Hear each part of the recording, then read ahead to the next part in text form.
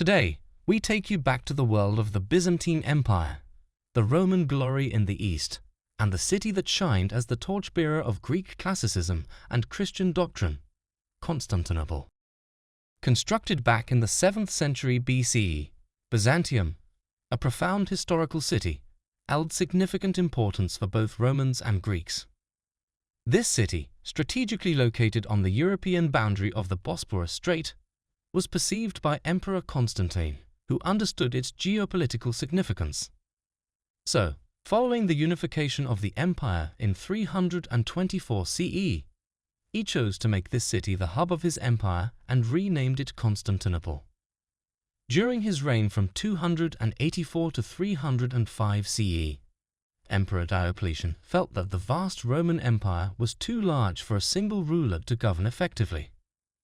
To assist in governing, he established a system known as a tetrarchy, dividing the empire into East and West, each headed by an emperor and a co-ruler. He decided to supervise the eastern region. Meanwhile, the young and determined Constantine came to power in the West after the death of his father, Constantius. After defeating his adversary, Maxentius, at the Battle of Milvian Bridge, Constantine became the sole emperor of the entire western region in 312 CE.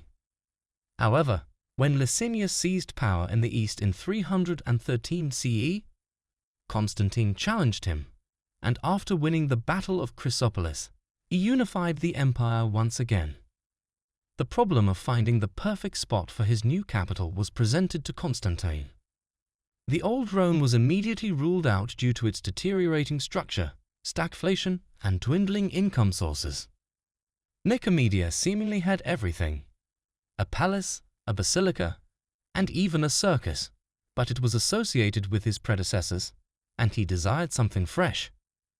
Despite being enticed to establish his capital on the site of the ancient city of Troy, Constantine saw that the best option was to situate his new city on the grounds of Byzantium, which he referred to as New Rome.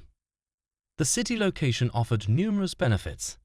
It was near the heart of the empire, easily defendable due to being mostly surrounded by water, had access to an excellent harbor, courtesy of the Golden Horn, and provided easy access to the Danube River region and the Euphrates frontier.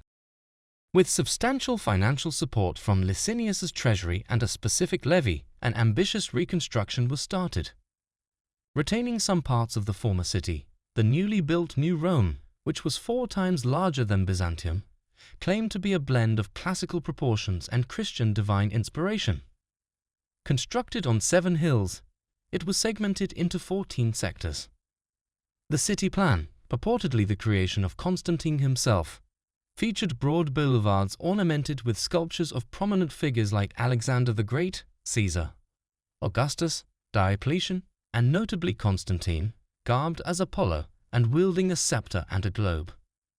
The city's layout primarily revolved around 2 main column-lined streets, converging near Zeuxippus's baths and the Tetrastoon. The crossing point of these streets was signified by a 4-sided arch, a tetrapylon. To the arch's north was the ancient basilica, which Constantine repurposed into a square court, enclosed by multiple porticos. It held a library and 2 sanctuaries. Towards the south was the newly built imperial palace, marked by its imposing entrance, the Chalk Gate.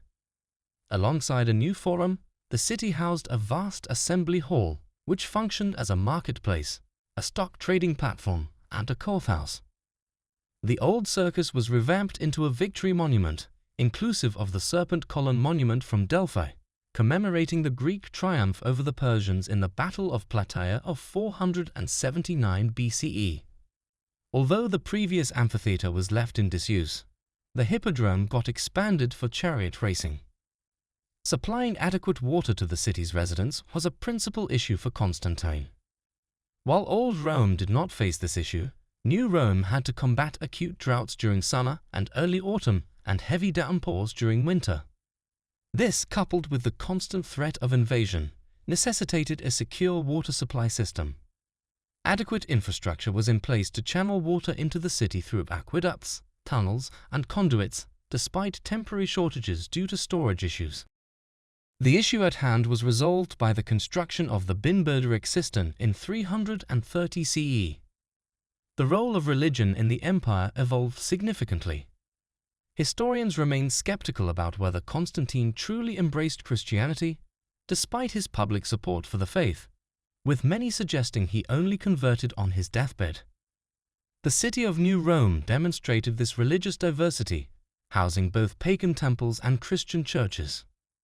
Constantine commissioned one of the city's first churches, which unfortunately was destroyed during the Nika revolts under Justinian in 532 CE. In 330 CE, the empire's fresh capital, styled by Constantine, was consecrated. The city, destined to be renamed Constantinople after him, became the economic and cultural heart of the East and the torchbearer for Greek classicism and Christian doctrine. The significance of this city grew following the invasion of Alaric in 410 CE and Rome's fall to Odoacer in 476 CE. During the Middle Ages, Constantinople emerged as a sanctuary for preserving ancient Greek and Roman documents. Constantine passed away in 337 CE, plunging his successors and the empire into chaos. Taking control of the situation, Constantius II defeated his brothers, securing his sole rule over the empire. The single member of his family he left unharmed was his young cousin Julian, who was then too young to be perceived as a threat. But Julian would later prove this assumption wrong and rise to become an emperor himself, Julian the Apostate. Constantius II expanded state bureaucracy by introducing quaestors, praetors, and tribunes. He also began the construction of another cistern and additional granaries. Some historians question this, but it is believed that he commissioned the construction of the first church in 360 CE, which was subsequently destroyed by a fire in 404 CE, and later rebuilt by Theodosius II and by Justinian in 532 CE. With his conversion to Arianism, the death of Constantius II led to a crisis about the future of Christianity in the empire. The throne, after Constantius, was taken up by Julian, widely known as Julian the Apostate. He was the last emperor to follow pagan traditions, and although his predecessor had undervalued him, he proved to be a strong leader with a strong command over Greek and Roman philosophy and culture. Gaining popularity among the military, he managed to seize power with ease following the death of the emperor. His mission to extinguish every trace of Christianity in the empire, however, met with failure. Julian died in battle against the Persians in 363 CE, resulting in the division of the empire amongst two siblings, Valentinian I and Valens. Valentinian, demonstrating a stronger command, took control over the western part of the empire while the rather unvisionary Valens ruled the east. Valens's minimal contribution included introducing several aqueducts. However, his decision to grant settlement to the Visigoths at the frontier led to his downfall and death in a fateful battle at Adrianople in 378 CE. His defeat weakened the position of Constantinople, provoking the Visigoths to siege the city, although they were unsuccessful. Then entered Theodosius the Great, succeeding Valens. As a reaction against Julian's policy, he outlawed paganism and declared Christianity as the official religion of the empire in 391 CE. He convened the Second Ecumenical Council to reaffirm the Nicene Creed, which was authored during Constantine's reign. He was the last emperor to reign over both the eastern and western parts of the empire, and during his rule, he dissolved the Vestal Virgins of Rome, banned the Olympic Games and dismissed the Oracle of Delphi, a divine prophecy originating from times predating even Alexander the Great. Under the rule of his grandson, Theodosius II, the city saw the rebirth of the Hagia Sophia post-fire, the establishment of a new university, and fortification of the city walls to protect against a barbarian threat. Following him came a succession of weaker emperors until the throne saw the arrival of Justinian, the architect of the Justinian Code. By this time, the city had swelled in population to over 300,000 residents. Under the reign of Emperor Justinian, a myriad of sweeping administrative changes took place that focused mainly on effectively managing the provinces and enhancing revenue collection. Notable infrastructure improvements completed during his rule included the construction of a contemporary cistern, a splendid palace, and the restoration of both Hagia Sophia and Hagia Irene, which had been wrecked during the distressing Nika revolt of 532 CE. His wife, Theodora, a former bear trainer's daughter from the Hippodrome, held a significant role in Emperor Justinian's inner circle. Thanks to her persuasive influence, she pushed through several revolutionary reforms, advocating for women's divorce rights, closing down brothels, and establishing convents to offer protection to former prostitutes. With the military prowess of his outstanding general, Belisarius, Justinian was able to further extend the empire's dominions by incorporating regions like North Africa, Spain, and Italy. Despite his glorious reign, his passing marked the last of the great empires, paving the way for a slow descent that would eventually lead to the Ottoman Turks seizing control in 1453 CE. One of the more melancholic phases in Justinian's reign was the infamous Nika revolt. Initially, it was an uprising fueled by the anger of sports factions, the Blues and Greens, who were disillusioned with Justinian's latest policies. The discontentment soon escalated from the Hippodrome to the streets, resulting in widespread looting and arson. Various important structures, including the imperial palace's main gate, the Senate House, public baths, along with numerous homes and palaces, suffered extensive damage. However, Justinian, who was on the brink of abandoning the city, decided to make a stand, influenced by his courageous wife, leading to the loss of about 30,000 lives. The aftermath offered an unexpected opportunity. In the wake of the revolt, Justinian envisioned transforming the city into an epicenter of civilization. And just 40 days later, construction of a new church, the new Hagia Sophia, commenced. Justinian championed a construction project of opulent scale, sparing no expense. The new church was designed to be an architectural marvel that would withstand any threat. Gold from Egypt, porphyry from Ephesus, white marble from Greece, and precious stones from Syria and North Africa were gathered to bring this grand vision to life. A crew of over 10,000 laborers would spend nearly 6 years in its construction. Two additional noteworthy emperors are Leo III and Basil I. Leo III is famously known for instigating the iconoclasm movement, which aimed at destroying all religious artifacts and icons.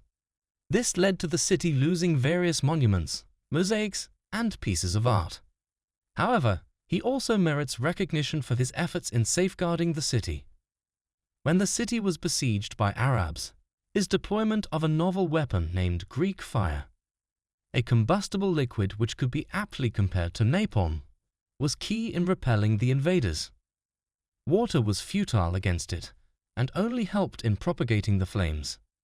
Leo's legacy was continued by his equally capable son Constantine V, but his grandson, Leo IV, a moderate iconoclast, passed away soon after assuming the throne, leaving the incompetent Constantine VI and his mother and regent Irene in charge.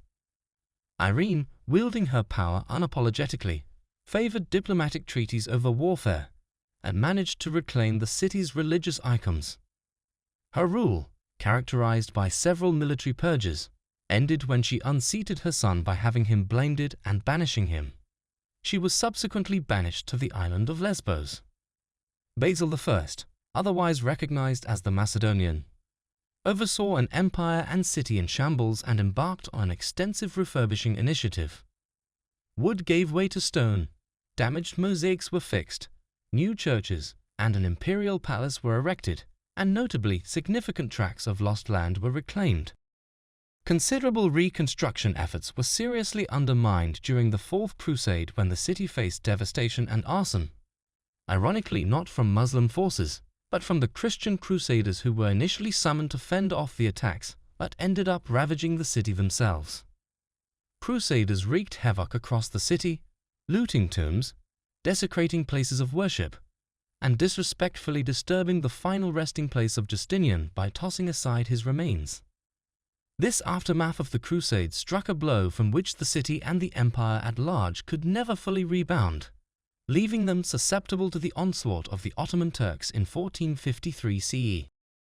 As we close today's tale, we remember with reverence the countless unnamed contributors who shaped the destiny of this once glorious city. Among them, anonymous artisans, laborers, scholars, and citizens whose sweat, blood, and ideas grandly influenced the unfolding of these historical events.